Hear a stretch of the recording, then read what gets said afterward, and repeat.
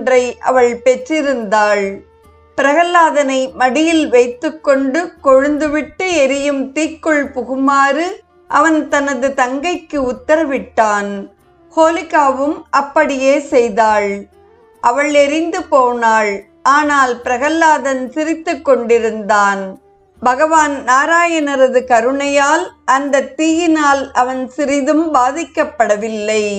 இறைவனை பணிபவர்கள் காப்பாற்றப்படுவார்கள்.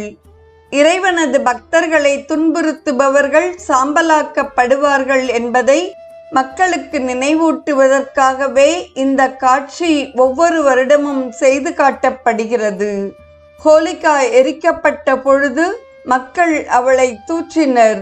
மாறாக இறைவனையும் இறைவனது தலை சிறந்த பக்தனான பிரகல்லாதனையும் அவர்கள் போற்றி பாடினர்.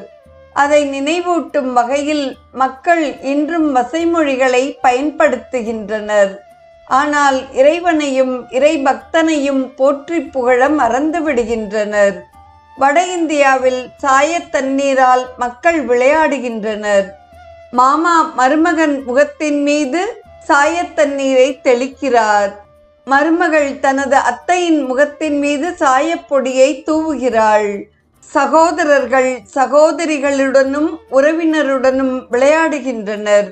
பெரும் பெரும் மரக்கட்டைகளை ஓரிடத்தில் குவித்து இரவில் மக்கள் எரித்து மகிழ்கின்றனர். ஹோலி ஹோ ஹோலி ஹோ என்ற சப்தம்